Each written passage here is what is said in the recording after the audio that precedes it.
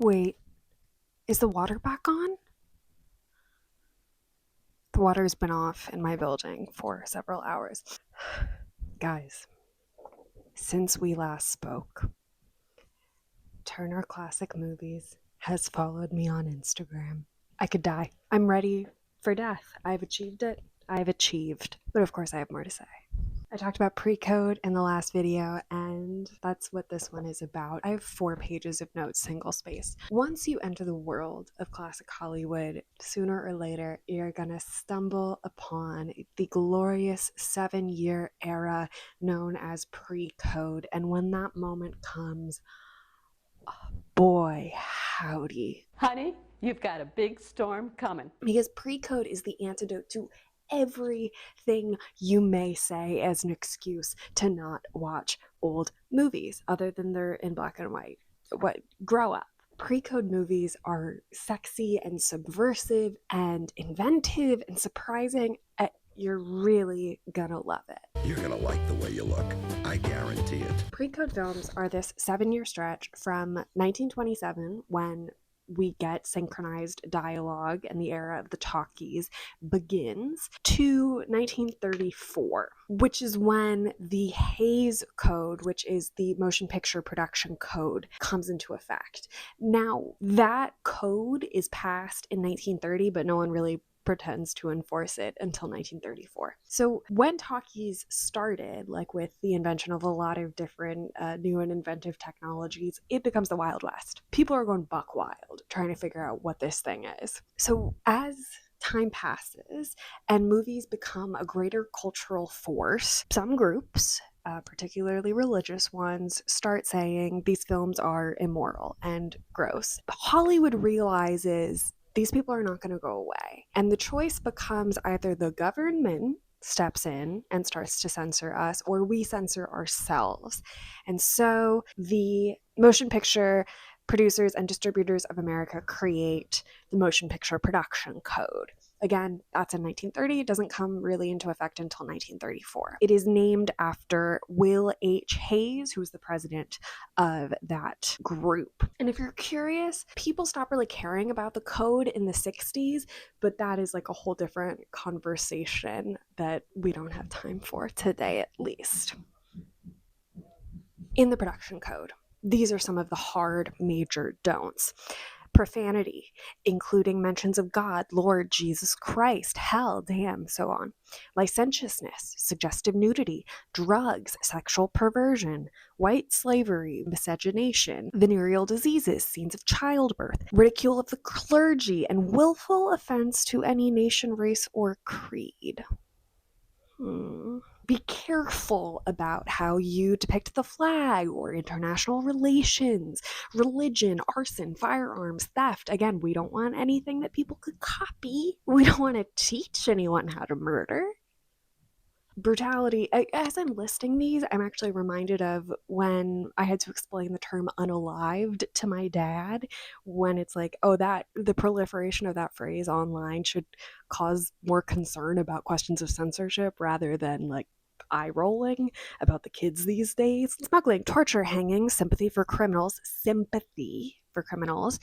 sedition, animal cruelty, branding, selling a woman or her virtue, rape, first night scenes, excessive or lustful kissing. You ever wonder why Lucy and Desi sleep in separate beds? Is this guy. So by 1940, when the code is in full swing, and has been for about 6 years, photographer Whitey Schaefer creates an infamous, or rather notorious, photograph called Thou Shalt Not, which breaks as many code rules as possible in a single image, and then in the top corner it even writes out the list of all these things to avoid. Today it's like a really fun sort of I Spy game, but in this code your bad guys must get punished. No one can have a happy ending unless they like are morally right. So a great example of this, also from 1940, is the film Rebecca, directed by Alfred Hitchcock, based on a novel by Daphne du Maurier. It's my favorite Hitchcock, one of my favorite novels. In the book, the husband murders the first wife, but avoids jail time, avoids prison,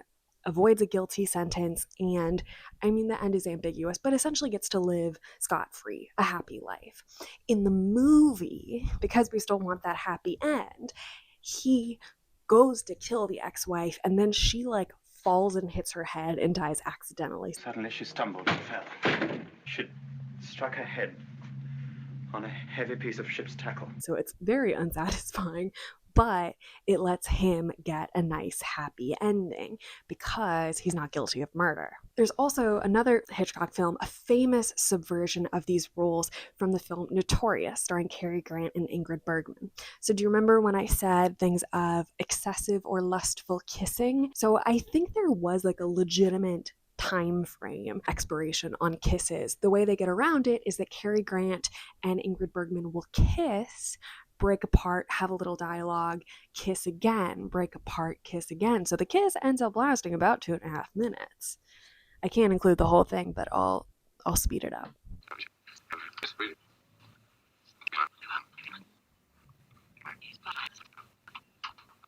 I mean, but we're talking pre-code. So pre all of this stuff, the movies that were so heinous that they said, well, we have to get a code to stop all of this. When I talk about pre-code, I usually introduce it by talking about one of my favorite films of all time, Designed for a Living, directed by Ernst Lubitsch, which the concept is throuple. Two guys fall in love with the same girl and they decide we'll all date her. I've talked about it in past videos. I'm going to talk about it in every video. Bite me. It's also hysterical. But after that, oh my God, how do I even approach it? A great way to start, or a great way at least to understand, oh, that's why they kind of got rid of these gangster movies. That's where you get the original Scarface. That's where you get Little Caesar. It's James Cagney and Edward G. Robinson. It's Tommy guns and people being killed left and right. You kind of understand it, not condoning the code, but saying, oh, yeah, that is a lot of murder, huh? I mean, let's remember, this is during Prohibition. Women barely have the right to vote. And there's pre-code horror like Frankenstein and The Mummy, which is also Boris Karloff. And those are great films, but they just don't interest me all that much. My bad. It's also some of the films of this era can feel a little disjointed because filmmakers are still like learning the syntax and the grammar of sound. So you have dialogue, but often you don't have music even in the background. So there's a lot of like silence, which can be kind of disorienting to a modern viewer. But I gotta say, what I really love about this era is the comedies and the bad girls. I mean, the women of this era, the actresses, the characters, I'm speechless. But I'll try to find the speech. The best introductory bad girl movie, 1933, starring Barbara Stanwyck, is Babyface. Now, if you know this movie, you probably know it from a clip on Instagram or TikTok. Here it is. Oh, excuse me. My hand shakes so when I'm around you. Babyface, quite simply, is about a girl who sleeps her way to the top. It's a girl who starts out as a young woman literally being trafficked by her father in a speakeasy. And then when her father dies in a fire, she decides, I'm going to become a burlesque dancer, and literally anything she wants, she gets through seduction and sex, and she gets money and power. Use men. Be strong. There's so much sex in this movie. No, they're not showing it, but you know what is happening. Have you had any experience? Plenty. I'd rather wait in there. I hate crowds. Don't you? The boss won't be back for an hour. Well, then why don't we go in and talk this over?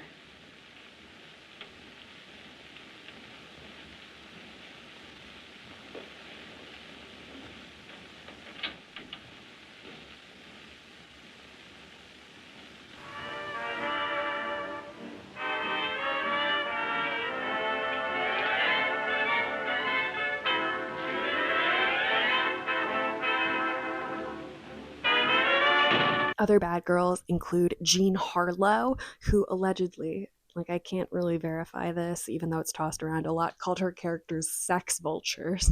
There's also one of my favorite actresses, Norma Shearer. This is actually, I like to collect old magazine covers. This is Norma. Hey girl. I almost put this in my mouth. Norma Shearer won one of the first Oscars for Best Actress for the film The Divorcee. It's about a woman who discovers that her husband has had an affair, and she basically says, okay, I'm going to sleep with your best friend and even the score. He says, okay, let's get a divorce. Now, wait a minute, Jerry, listen. Oh, I don't want to listen.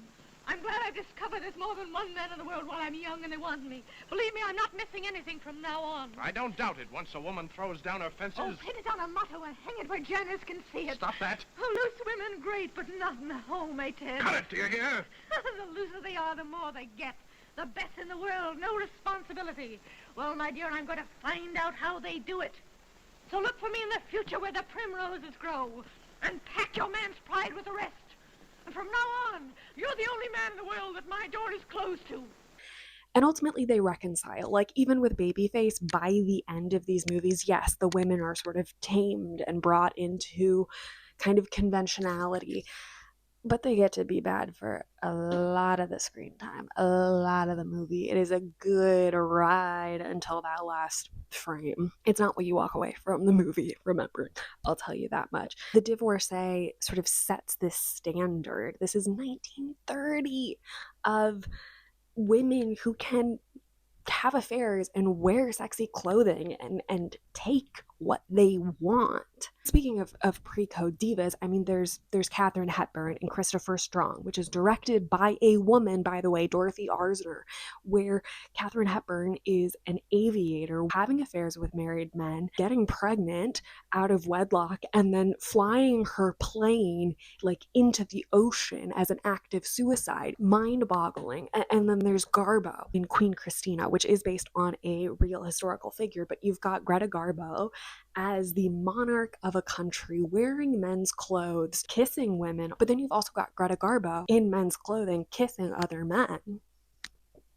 And then there's Mae West. And if you don't know who Mae West is, I don't know how to explain her to you other than... Honey, you've got a big storm coming. Take care of these men. Yes, give them all my address. You were wonderful tonight. I'm always wonderful at night. Aren't you forgetting that you're married? I'm doing my best. I haven't even mentioned Joan Blondell. And Joan Blondell has a very long... I mean, Joan Blondell is in Grease. She has a great career. She, in the 1930s, makes over 50 movies. I mean, she's got Night Nurse, Blonde Crazy, Union Depot, Three on a Match, Gold Diggers of 1933. There's a movie called A Free Soul, which is not one of the best movies in the world, but I have seen it maybe 13 times. It stars Norma Shearer and Lionel Barrymore and Clark Gable. Lionel Barrymore is a judge. He is so fond of his daughter, Norma Shearer, but he is an alcoholic. So he and his daughter, Norma Shearer, make an agreement that he is going to stop drinking as long as she stops seeing her gangster boyfriend, Clark Gable. There are booty calls in this movie. Come on. Put him around me. And not only is that radical, the alcoholism is radical. That's why Dorothy Arzner's movie Merrily We Go to Hell is radical, because it's talking about alcoholism. I mean, yeah. I will also say that a lot of these movies are free and easily available to watch on YouTube online. So do you even have an excuse? And a lot of these movies are under 90 minutes. They are short. I'm about to go see The Odyssey. That's 3 hours long. At least The Brutalist had an intermission. Now I just want to list things. I mean, the titles alone speak for themselves. Safe in Hell, The Mayor of Hell, Doorway to Hell, Merrily We Go to Hell, Laughter in Hell. I mean, Madam Satan? I love it. All of this is happening because film is getting big. It is a cultural force. I mean, this is the Great Depression. Every industry is dying during the Great Depression except film. This is the one thing besides like bread that people are willing to spend their money on because it is escape. Because it's successful, that's why it's getting attention, that's why it's getting censored. I mean, even unlike a lot of classic Hollywood, there are women in positions of power. I've already mentioned Dorothy Arzner twice, who is a director, and a lot of the screenwriters are women. And it's as film gets bigger, as people start to pour money into it, they start to realize like, oh, we shouldn't have women like making decisions here. If you'd like to learn about that, here are some names. Dorothy Arzner, like I've said, Frances Marion, who's a writer, and another writer, Anita Loos. And I haven't even mentioned It Happened One Night.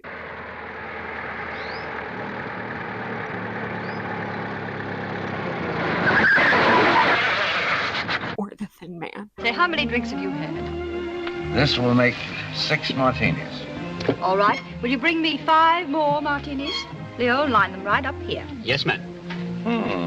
I think the ideal way to ring in the new year is spend New Year's Eve being really afraid and watching all of the Twilight Zone, and then on New Year's Day watching all of the Thin Man movies, smiling and giddy, and I don't drink anymore, but maybe drunk, and thinking about all of the joys of a new year. I'm overwhelmed, and the water is back on. Let me know what else you want to know about. We've got It's a Wonderful Life. We've got Katharine Hepburn and Bringing Up Baby. We've got The Women. We've got Norma Shearer. Which one is this? Private Lives. And of course, we got the biggie. It's terrific. You're terrific, baby.